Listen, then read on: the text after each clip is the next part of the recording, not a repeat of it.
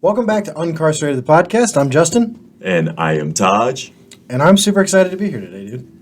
I'm the same, bro. It's good to see you again. It is nice to see you. Yeah, absolutely.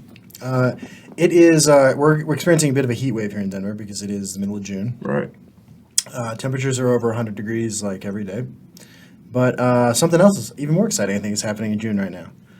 Yes. First of all, the weather's crazy. It's dumb. It is stupid. but I am mindful of the fact, like I grew up on the East Coast, Okay. so muggy, Yeah. humid heat. So I'm always reminded that this is like a dry heat. It's not that uncomfortable. Yeah. But also the thing that's going on in June, it's Juneteenth. That's right. And actually tomorrow is exactly Juneteenth, June 19th, Yeah. Juneteenth for short. So we're kind of in the swing of that, not just locally, Justin, but also nationally, because It makes sense. It was it's remembering a national kind Right. of moment. yeah, it took a minute, I guess, for it to A minute? Like see 170 years? right in the spirit of actually the origination of actually Juneteenth. Right. Yeah, it kind of makes sense that it would take this long to actually become a nationally recognized holiday. But Yeah. no surprise there, I guess. I was reading this morning that 7 states recognize it as a holiday. Yeah. A number of others sort of bogged down in conversations between houses and senates and stuff like that. But I admitted this to you. Like I didn't know what Juneteenth was till I was like 25. Yeah, I was thinking this morning, like Juneteenth is like the holiday that all my white friends don't know about. Right. And that's pretty much like almost across the board. Right. Just another example of where American history is not so American in the sense of it being a shared sort of experience, shared understanding. And I think it's interesting to see that Juneteenth is sort of being that window because it has gained traction, it's gained national prominence, it's been talked about in the news more so than I remember. I remember 2 years ago, every holiday or every notable day, at least Google has its doodle that recognizes it. And 2 years ago, it was like nothing. It was just Google. Yeah. And they kind of took a lot of flack for that. So this year, it has a bit more of a conversation, a broader conversation. But I think I look at it as an opportunity for us to again kind of share the experience. So. What do you think it means that like we're willing to, as a federal government, so we very loosely, Right. the influence I have on that. I called up my boys in Senate. Like, what do you think it means that like now we're like unanimously passed the Senate yesterday, right? Like, what do you think that means? Good question. Because my tendency, my inclination is to be kind of cynical about this. Yeah.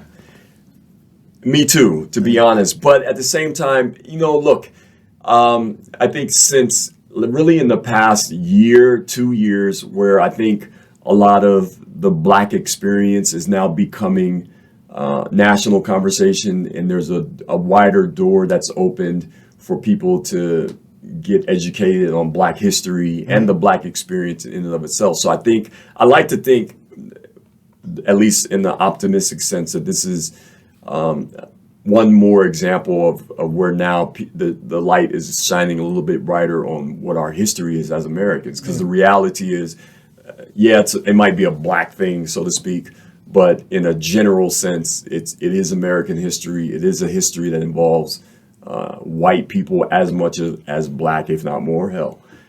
So I think we're slowly acknowledging those things as a culture in general. It's inevitable that the idea that our experiences is that it's a shared one. Yeah. And I think we're slowly but surely waking up to that. So I really like you mentioning the shared experience part of this, because I think that it is it's really important for people who look like me to take ownership of like what people who look like me have done historically. Right. And I think that it is I think all of Americans should celebrate like ending one period of atrocity and moving to another period of atrocity, Right. But ending the Right. period of atrocity, Right. because like while you and I personally had nothing to do with that, the ending of that, like we are Americans, and I'm glad that I live in this country. Yeah. but it's tempered with like this understanding that like, yeah, we did some horrible things to get here. And I say we, like America, right? Yeah. And there are different parts of America that have had different kinds of experiences. But I think that something like Juneteenth, we should celebrate together. Absolutely. I learned a philosophy in my religion that the differences between people from race to language to location is a deliberate sort of design that's function is to drive people to learn about each other, to actually know each other, which is something we've done the opposite of, and we do the opposite of real well. Yeah. And so this is again just it's an opportunity. Like I've learned just in my own life, Justin, to look at people who come from different places and have different backgrounds. I look at that when I encounter those people, and I do that every day. I look at really as an opportunity to kind of learn more, if not about myself, but just in general. Our history, our country's history is fascinating. Yeah. It's full of stuff that's cringeworthy for sure. Oh, yeah. But it's still fascinating in that it's a human story. Yeah. There are a lot of virtues to it, and those virtues come from all corners and from all peoples. And so, in order to benefit from learning about it, in order to benefit from experiencing it, you have to open yourself to knowing different people and sharing their history. So that's a personal thing for me. But I'm optimistic, at least in that regard, that I think the curiosity to learn that we all have as human beings drives us to learn about people who are different from us. What you're saying reminds me. I can't remember who to attribute this quote to, but somebody was talking to somebody in some press event, and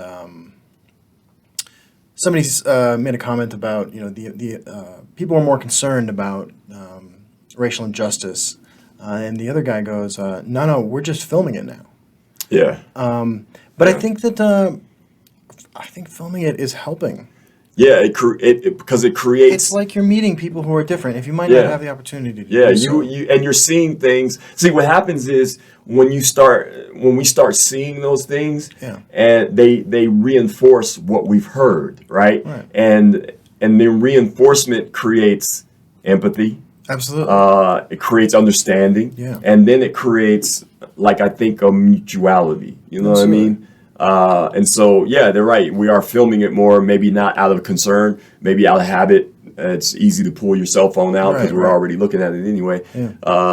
But, they create visceral reactions. And I think a lot of the activism that we see today stems from that.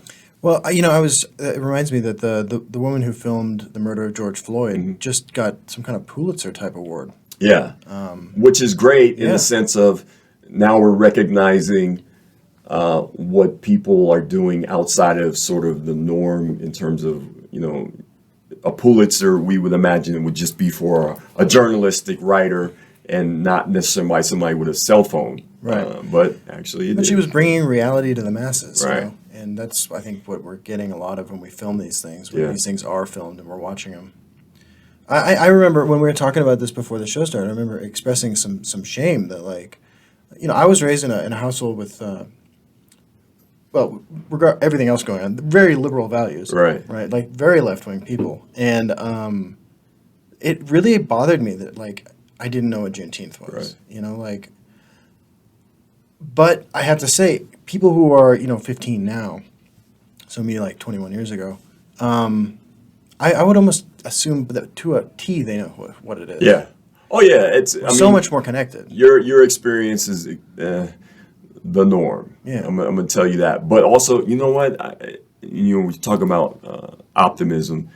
I have a lot of white friends in general. Yeah. But a lot of them who express that same sentiment. Yeah. In the sense of, I'm like, I didn't know this, and I feel really bad that this is not taught. And I'm encouraged by that because it's not just because, I think I mentioned to you before, to me, shame is sort of a facet of humility.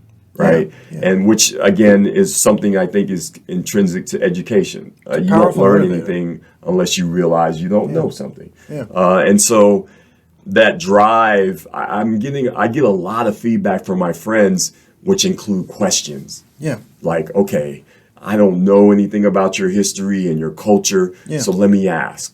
And Yeah. I'm really encouraged by those type of conversations that I'm having a whole lot more of these days. So, That is cool. You know, Yeah. I have noticed, especially around here at Second Chance Center, like, oh yeah, hell yeah, like we have this incredibly like diverse array of people from Right. economic, religious, you know, sexual, all the isms, Yeah, like everything. You know, we represent America here, and I don't think a day goes by where I have a conversation where I learn something about a people that I didn't know before. Yeah. And I have to say, like, I'm personally much better off for that.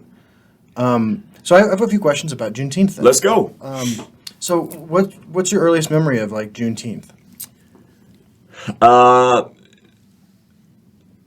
remember when I first heard about it, and I was actually living in Texas. I lived in San Antonio for about 2-3 years back in 80. I think we moved there in 79, so between 79 and 81. Yeah. And so that's when I first heard about it. I remember hearing about it, and I remember my first thing was, I didn't, I grew up on the East Coast, and I was like, yeah, we didn't hear about it there. I grew up where it's a whole bunch of black people, and right outside D.C., Chocolate City. I was like, man, we never heard of that. Right. Which again was ironic because it's like, well, that's kind of the origin of the holiday itself. Right. So yeah, I remember it being a Texas kind of thing, Yeah. but thinking, man, this is not something that's widely known. Right. What did celebrations look like when you were growing up? Really just not much of anything, just because the first, honestly, the first big celebration that I ever really engaged in was here in Colorado. Okay. And at one point, Denver had the largest Juneteenth celebration in the country, which I thought was really kind of cool because it was like, when we're not Texas, and we definitely don't have a huge black population. Right. But so that was really the earliest time I really celebrated, and it really meant like a gathering. That's what I understood. Like knowing that Colorado had such a small population of black people, and to realize that on this day we were all going to be in one place, and come together and see each other. And then there was like the vendors. You could get like soul food, and you could get the book, because I've always been a big reader, so I was like, oh man, I could go down there and I could get all the black books, from the black artists, and so it was a gathering thing. I think in that sense. I mean, this sounds like the perfect segue. What kind of, if somebody wanted to know more about this and wanted to read something about it, what kind of literature would you recommend? Oh my God, that's actually a really, really, really good question. And I think for me, the way I would answer that, Justin, is I'd be like, look, read something that will expose you to the black experience, but don't be general, right? Yeah. And so I can't tell you that there is a book about Juneteenth. Yeah. But Juneteenth, the novel. Juneteenth, the novel. But so I do have a book I'm going to talk about today as one of my recommendations by a black author, and also it kind of in linking in terms of what we do here at Second Chance. So this book is called All Day. It's by one of my personal favorite artists. This is a spoken word artist, Liza Jessie Peterson. I also got a crush on her too. She's beautiful as hell. But I first encountered Liza. I think I saw some poetry that she did a couple of years ago, and then I was watching the movie 13th, and she's featured in the movie. And Liza's background is that she worked at Rikers Island as a teacher. She taught literature, poetry, and creative writing, and she taught specifically at what they call the Island Academy, if I remember right. And the Island Academy, because it was on Rikers Island, was actually the high school. that was there to serve the juveniles who were serving time there. Because, of course, Rikers had everybody. Island Academy is the most fucked euphemism I have heard in a Really, while. really. This is a children's prison on It's an a island. children's prison on the island that's basically like a garbage barge. Oh my you know what I'm saying? God, yeah. And so she wrote this book All Day, which is kind of sharing her experience there as both an educator and also a decarceration, so to speak, advocate. So this is actually this is autographed by the author. What? So me and her. So you met her?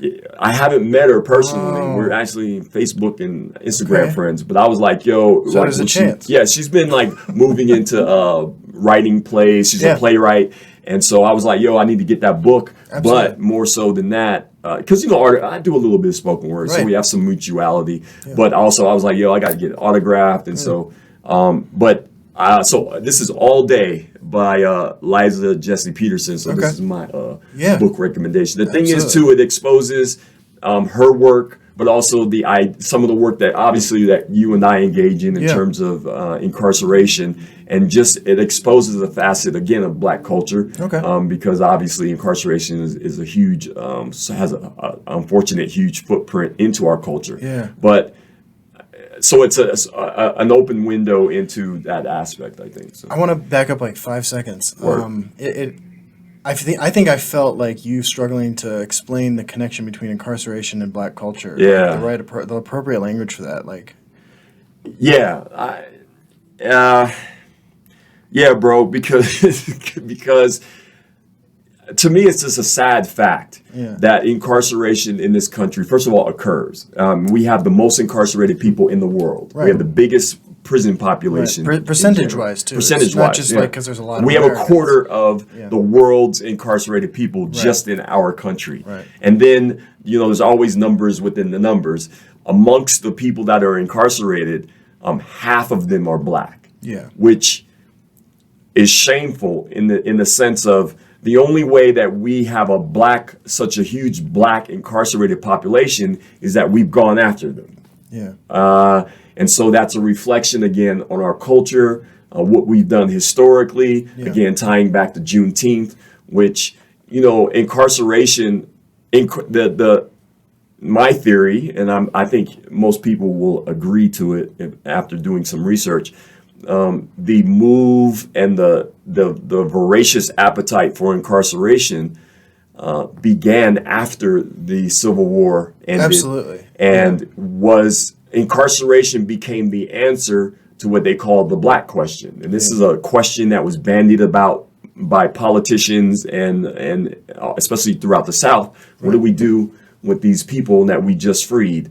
And the answer was lock them back up. Well, because it's not like Emancipation Proclamation is made. It's not like slavery ends and all of a sudden like people's opinions have changed. There are still a lot of fucking people. I mean, let's be honest, all over the United States, but especially in the South, who are like, it's still the South. It's interesting if you read if you look at Juneteenth is a celebration of the army going into Galveston, Texas, and like a year after the Civil War. A year after the Civil War ended. Actually, really. About a month after the actual end of the war, but 2 years after the actual proclamation given by Abraham Lincoln. So the Emancipation Proclamation was issued 2 years later, and then at least a month later after the war ended, still people were enslaved in Galveston.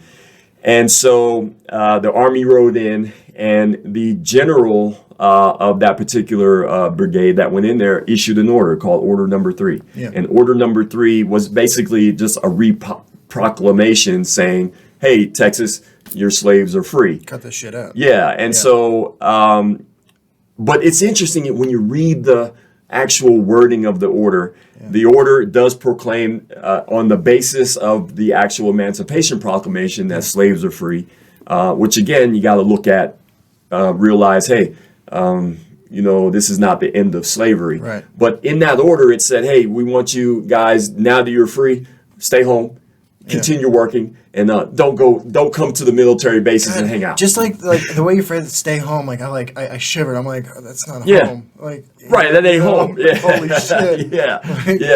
Yeah. So Because I'm sure it was delivered worse than that even. Oh, yeah. Even yeah. So but again, it's just another facet of our history, bro. Yeah. Where it is uncomfortable. Yeah. And maybe deservedly so. I No, it feel should uncomfortable be. talking about if it. we're not you know? uncomfortable with like the atrocities Right. that our forefathers committed, like we're wrong.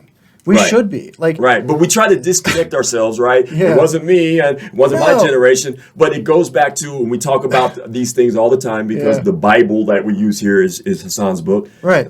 Own your own shit. Yeah. Right? There's some ownership that we all have in this. No, I mean, and look, I mean, let's keep it real here. Like to this day, I benefit from the systems that existed 200 years ago. 100%. Yeah.